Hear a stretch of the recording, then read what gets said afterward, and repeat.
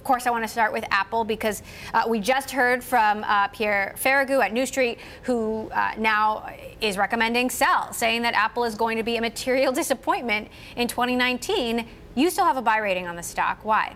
Well, we actually have 5 reasons, Emily, why we think Apple can grow higher and trade up higher from here.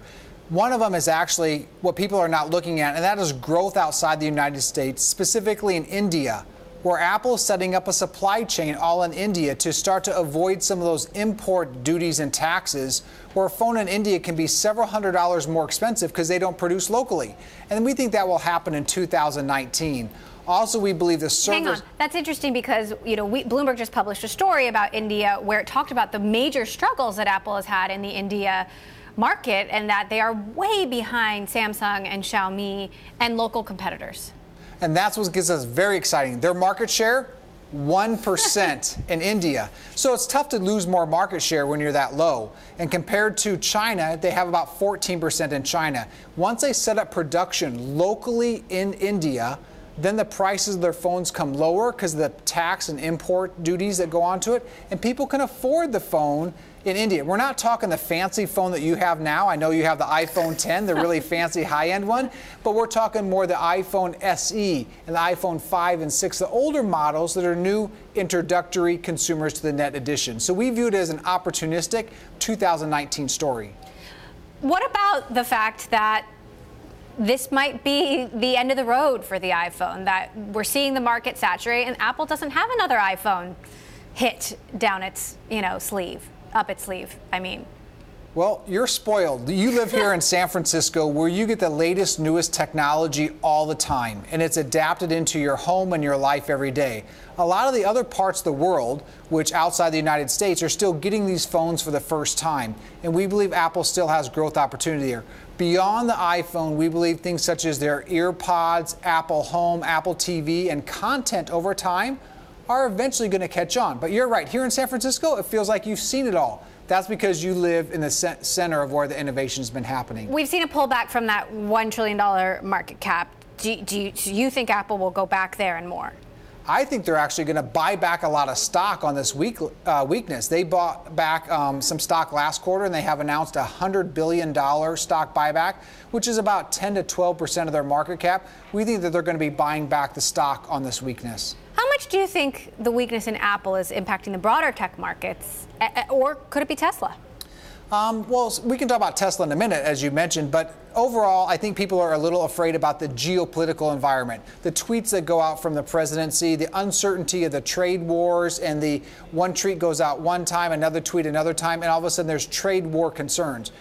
Trade wars cause higher prices. Higher prices cause a stall in demand. That's bad for technology overall. We don't want to see consumers hesitate their purchases. So what about Tesla? I mean, and I know you don't cover Tesla specifically, but is the volatility around Tesla in particular having a broader impact? Well, I think what's very interesting is Tesla has been very disruptionary. Many people thought the company would be a big failure and doesn't stand a chance. Now we're finding many other companies trying to catch up with it. The cars that you drive today, the backup cameras, the sensors, the beeping, the collision prevention, a lot of that has come out of the innovation from Tesla.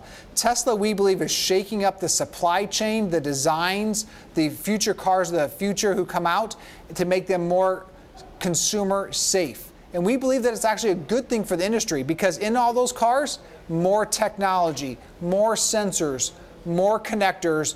That's good for technology. But what about all of this hubbub about going private or not going private and Elon Musk's questionable state of mind? I think the biggest thing you take out of this is how complicated it is to put together an item like a car or a PC, and the supply chain is so complicated. If they don't get the right parts at the right time at the right place, the assembly line comes to a scratch, to a stall.